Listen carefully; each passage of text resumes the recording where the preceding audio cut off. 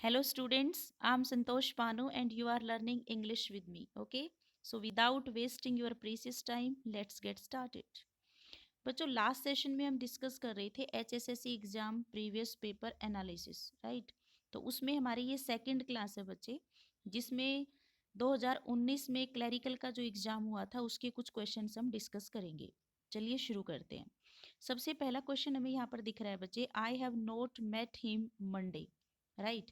अगर हम टेंस की बात करें बच्चे तो सिंस और फोर का कॉन्सेप्ट क्या होता है कि अगर हमें सिंस हम कब लगाते हैं, जब हमें स्टार्टिंग पॉइंट समझ आ जाए। जो फोर होता है ये लेंथ ऑफ टाइम के लिए लगता है, ठीक है? लेंथ ऑफ टाइम मतलब पीरियड, यानी कि ड्यूरेशन की जब हम बात करें, ठीक है? अगर हम ये कहें कि मंडे से मैं उससे नहीं मिला हूं, तो स्टार्टिंग पॉइंट हमें क्या समझ आया? मंडे। और मंडे के लिए आपको क्या फिट करना पड़ेगा? Since Monday. ठीक है बच्चे, इन मंडे नहीं हो पाएगा, फ्रॉम मंडे नहीं होगा, और क्योंकि हमें ड्यूरेशन नहीं समझ आ रही इसलिए फोर भी नहीं होगा। तो स्टार्टिंग पॉइंट ऑफ टाइम को बताने के लिए हम यूज करते हैं मंडे। क्लियर बच्चों?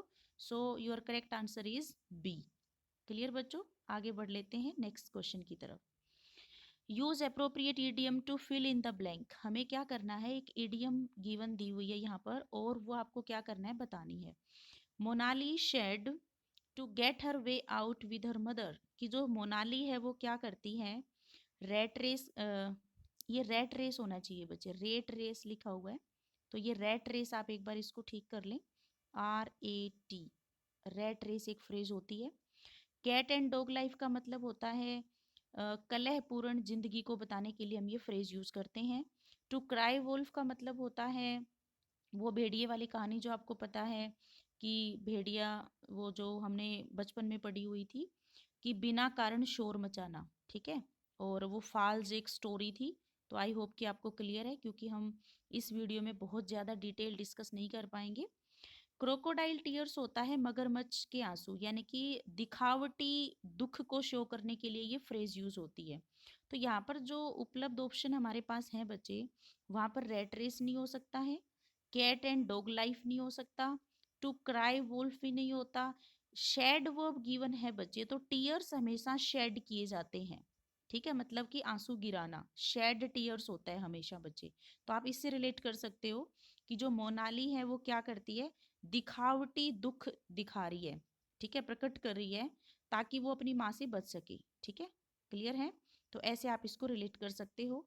So your right answer is D. D आपको आंसर करना है। हमने हिंट कहाँ से पकड़ा है? शेड टीयर्स होता है हमेशा। क्लियर? नेक्स्ट क्वेश्चन हमारा आ रहा है बच्चे 77। हमें गिवन वर्ड का एंटोनिम बताना है। और जो मेरे ओल्ड स्टूडेंट्स हैं, सभी आप जानते हो डिलीजेंट वर्ड हमने काफ़ी बार डिस्कस किया है। अगर कोई बच्चा न्यू है तो बच्चों निमोनिक मेथड में हम इस वर्ड को कैसे याद कर सकते हैं? दिल्ली को हम इतने पार्ट को कन्वर्ट करेंगे दिल्ली, और जेंट होते हैं लोग, और हम इसको रिलेट करेंगे कि दिल्ली के लोग बड़े मेहनती होते हैं, ठीक है? तो अभी देखिए ऑपोजिट वर्ड हमसे पूछा गया है। डिलीजेंट का जो सिमिलर वर्ड होता है that will be hard working, जो बहुत ज़्यादा हार्ड वर्क करता है, ठीक है? तो हमें ऑपोजिट बताना है। तो आपका जो बेस्ट ऑपोजिट वर्ड यहाँ पर दिख रहा है दैट इज ए। आप यहाँ पर बी को एलिमिनेट कर दें, जूनियर ऑपोजिट होता है सीनियर का, स्ट्रिक्ट एलिमिनेट हो जाएगा, सबमिट एलिमिनेट हो जाएगा। सो your correct answer is a. Clear बच्चों?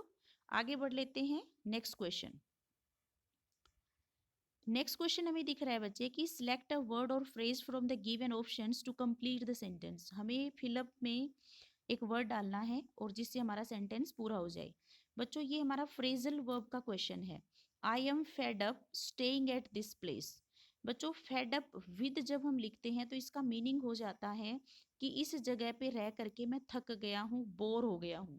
बोर होने के सेंस में हम यूज करते हैं। जैसे आप लंबे टाइम तक किसी जगह पे रहते हो तो एक टाइम ऐसा आता है कि थोड़ा हवा पानी चेंज करना पड़ेगा, बहुत टाइम हो गया इस जगह पे रहते हुए, तो दैट इज फेड अप, ठीक है? तो फेड अप इस सेंस में हम यूज करते हैं। सो एट यहाँ पर एलिमिनेट कर देंगे, फोर एलिमिनेट कर देंगे, ओन एलिमिनेट कर देंगे। So your correct answer will be I am fed up with staying at this place. क्योंकि विद प्रेपोजिशन फिल कर रहे हो और हर प्रेपोजिशन के बाद जेरेंड लिखा जाता है, तो स्टेइंग शब्द यहाँ पर जेरेंड का काम कर रहा है। हर प्रेपोजिशन का ऑब्जेक्ट हमेशा जेरेंड बनता है। क्लियर बच्चों। नेक्स्ट क्वेश्चन हमें दिख रहा है 79th। हमें सिनोनिम बताना है बच्चों। क्वेश्चन की डायरेक्शन जरूर पढ़ा करो कि एंटोनिम पूछ रहा है या सिनोनिम पूछ रहा है। तो दैट इज सिनोनिम, यानी कि सिमिलर ऑप्शन हमें बताना है। तो ये क्वेश्चन हमें दिख रहा है कि वर्ड जो है वो दैट इज इमेनिसिपेट। बच्चों ये भी हमने निमोनिक मेथड में कैसे सीखा हुआ है कि हमने इसको ऐसे पढ़ा हुआ है कि इसको रिलेट करो मानसी। मानसी एक लड़की का नाम है, उसको हो रखा है पेट दर्द।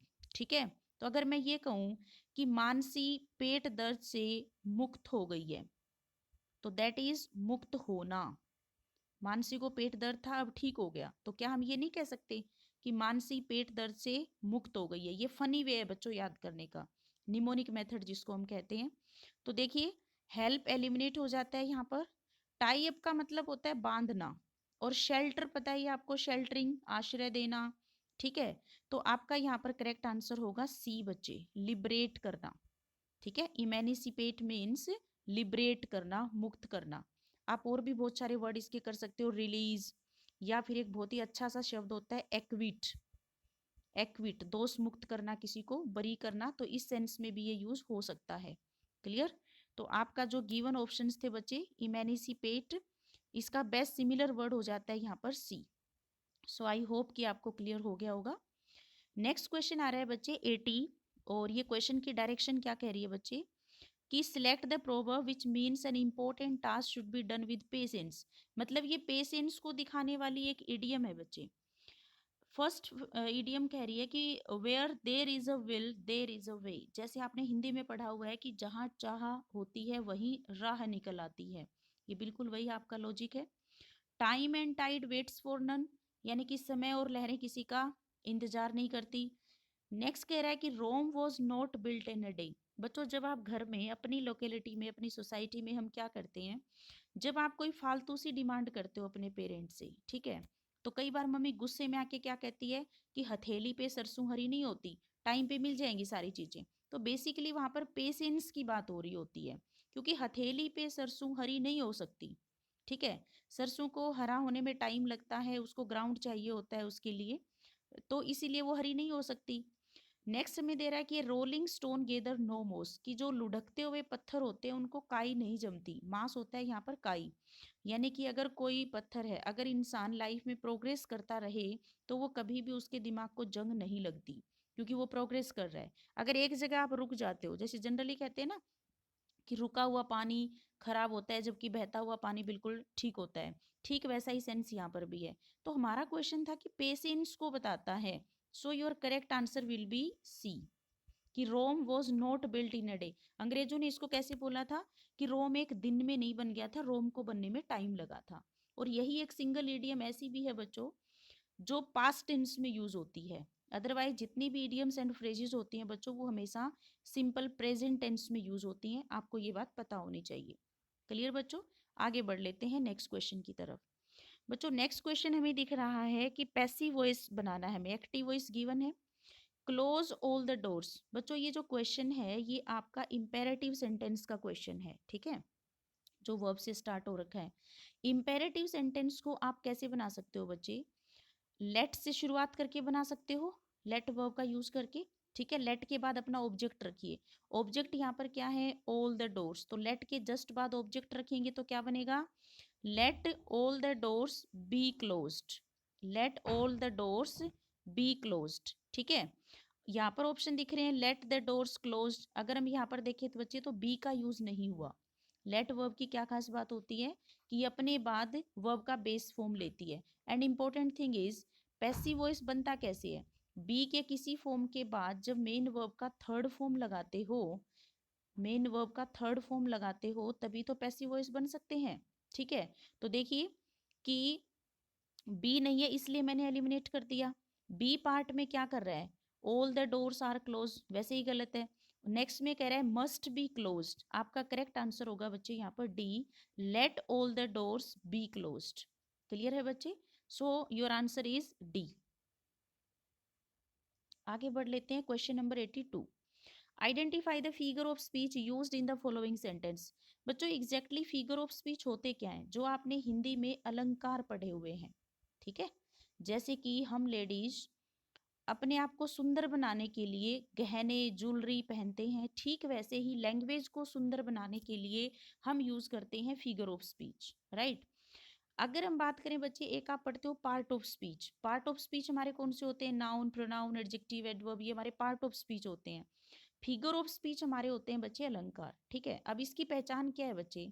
ये जो गिवन ऑप्शन है, आप इसमें कंफ्यूज कहाँ हो सकते हो? आप सिमिली को लेकर के कंफ्यूज हो सकते हो, या फिर मेटाफर। दोनों में फर्क क्या होता है कि दोनों ही क्या कहते हैं, कंपैरिजन करते हैं। लेकिन सिमिली जब कंपैरिजन करता है बच्चे, तो ये शब्द यूज करता है लाइक, जैसे हम यूज करते हैं ना लाइक, लाइक या फिर एज, ये शब्द यूज करके आप कंपैरिजन करते हो। जैसे ही इज लाइक, जैसे मैं लाइफ के बारे में बोलूं कि life is like a dream, अगर ऐसा होता life is like a dream, ऐसे अगर आप लिखते कि जो लाइफ है वो एक ड्रीम की तरह है, लाइक अ ड्रीम करते बच्चे, तो ये जो एग्जाम्पल हो जाता ये सिमिली का हो जाता। बट यहाँ पर लाइक शब्द यूज ना करके सीधा क्या बोला गया है कि लाइफ ही ड्रीम है, लाइफ इज अ ड्रीम। सो इसलिए आपका आंसर यहाँ पर डी बनेगा, दैट इज मेटाफर, ठीक है। तो आपका जो कंफ्यूजन बचे एपोस्ट्रोफी और पर्सोनिफिकेशन में तो नहीं होगा। पर्सोनिफिकेशन होता है कि जब नॉन लिविंग चीज को आप लिविंग बीइंग की तरह ट्रीट करते हो, वो हमारा पर्सोनिफिकेशन होता है। जैसे आप कहते हो इंडिया की प्रॉब्लम, अब ये पर्सोनिफिकेशन का एग्जाम्पल है, क्योंकि इंडिया का मतलब यहाँ पर जो है वो क्या है, इंडिया के लोगों की प्रॉब्लम, क्योंकि इंडिया कंट्री की प्रॉब्लम नहीं हो सकती। प्रॉब्लम फेस कौन करता है? हम इंसान करते हैं। तो नॉन लिविंग चीज को जब हम लिविंग बीइंग की तरह ट्रीट करते हैं, तो वो हमारा बनता है पर्सोनिफिकेशन, राइट। आपका कंफ्यूजन हो सकता है सिमिली और मेटाफर में। सिमिली में आपको ये शब्द मिलेंगे बच्चे लाइक या फिर एज, ये बहुत अच्छी पहचान है इसकी। लाइक और एज शब्दों का यूज हो तो वो सिमिली का आंसर होगा। लेकिन ये कह रहा है कि life is a dream, life he dream है, तो इसलिए आपका आंसर हो जाता है यहाँ पर मेटाफर। क्लियर बच्चों? तो ये था आपका सेशन बच्चे, जिसमें हमने एचएसएससी के एग्जाम के क्वेश्चन डिस्कस करे, ठीक है। मैं ऐसे ही कुछ और वीडियोस आपको प्रोवाइड करूंगी, आप इनको अच्छे से पढ़िएगा, एनालिसिस करिएगा। किसी बच्चे को कोई डाउट हो तो कमेंट सेक्शन में डाल देना। क्लियर है बच्चों? तो मिलती हूँ मैं आपको नेक्स्ट सेशन में। Till the time you take care, thanks for watching.